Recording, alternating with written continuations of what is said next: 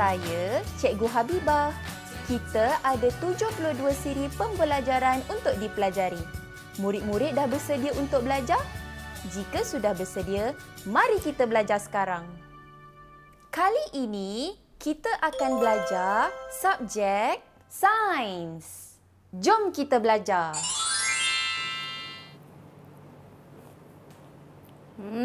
Sedapnya. Hai, Assalamualaikum. Saya Cikgu Sarah. Hari ni, nanti bagi Cikgu telan dulu makanan ni. Okey, yang Cikgu tengah makan ni ialah jeruk. Okey, dan dia tergolong dalam pengawitan makanan. Jadi, kenapa kita mengawet makanan?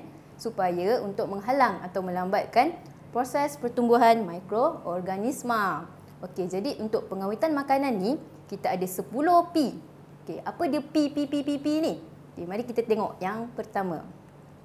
Okey, yang pertama ialah pengeringan. Pengeringan ni ialah makanan yang kita jemur dekat bawah matahari. Contohnya macam ikan kering ataupun sotong kering. Pernah makan tak? Sedap kan? Okey, kemudian kita ada penyejuk bekuan dan pendinginan. Penyejuk bekuan ni ialah makanan yang kita simpan dalam peti ais dengan suhu bawah 0 darjah Celsius. Okey, kalau pendinginan, kita simpan dalam peti ais juga. Tapi bawah 18 darjah Celsius. Biasa kalau kamu pergi ikut mak pergi pasar kan, ada beli ikan, beli buah, beli sayur. Nanti balik rumah kena simpan kan? Jadi kamu asingkan. Yang mana nak simpan dekat tempat dingin, yang mana nak simpan dekat tempat beku. Okey, biasanya kalau ikan, ayam, daging kita simpan dekat pembekuan. Okay, kalau untuk sayur ataupun buah-buah kita letak dekat pendinginan. Okey, seterusnya P yang ketiga. P yang ketiga ialah pemasinan. Contoh yang paling senang ialah telur masin. Okey, apa-apa bahan makanan kita yang kita rendam dalam larutan garam, nama dia ialah pemasinan. Okey, kemudian yang keempat kita ada P, pengetinan dan pembotolan. Okey, semua kita buat dalam tin atau botol ni memang untuk menghalang pembiakan bakteria. Dan biasanya makanan-makanan botol atau tin ni kita akan panaskan dia sehingga suhu 115 darjah Celsius. Lepas tu baru kita letak dia dalam tin ataupun dalam botol. Orang ke yang buat ni? Tak, mestilah kilang ataupun mesin. Okey, sebab tu kita boleh tengok orang buat botol sos ataupun botol kicap ataupun sardin dalam tin tu dekat kilang-kilang yang besar. Okey, kemudian kita ada pembungkusan vacuum. Okey, pembungkusan vacuum ni kita bungkus makanan tu tapi kita keluarkan udara daripada dia.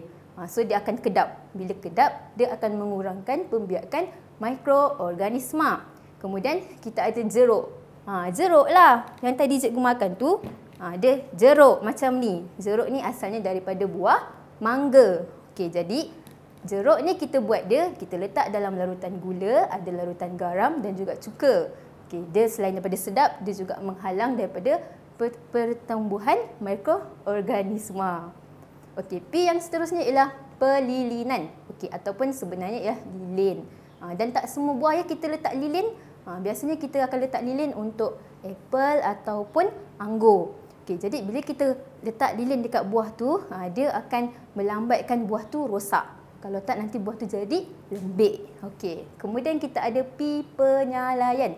Penyalaian ialah makanan yang kita keringkan atau kita asapkan untuk tempoh yang agak lama. Contohnya macam itik salai, daging salai. Salai-salai ni kita terkenal dekat mana? Dekat Negeri Sembilan. Jadi kalau nak makan itik salai, kena pergi Negeri Sembilan. Okey, kemudian kita ada pempasturan.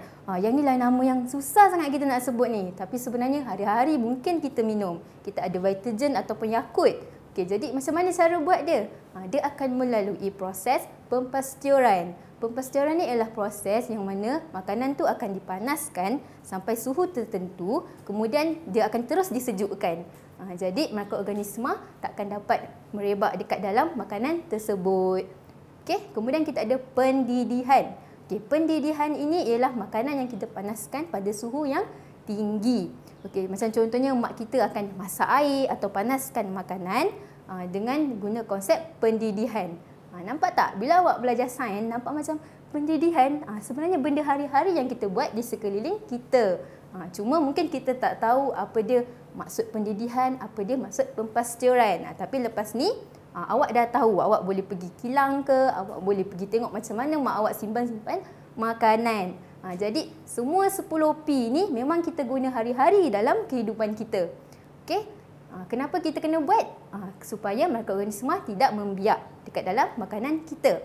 Tapi kita kena ingat juga, walaupun kita dah cuba letak dia dalam peti ais ataupun kita dah didihkan dia, kita kena tengok kalau makanan kita tu ada jadi warna hitam, ada berkulat ataupun berbuih, tu maksudnya makanan tu sudah rosak. Jadi kita tak boleh makan. Okey, ataupun dia berasa masam. Okey, kalau makan jeruk tadi masam kan, macam mana nak tahu dia okey ke tak sebenarnya?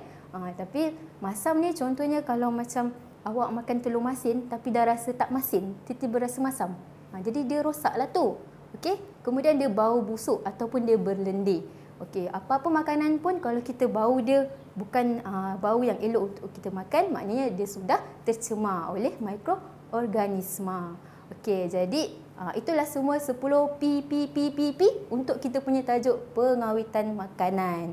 Okey, semoga bermanfaat untuk semua. Terima kasih. Assalamualaikum.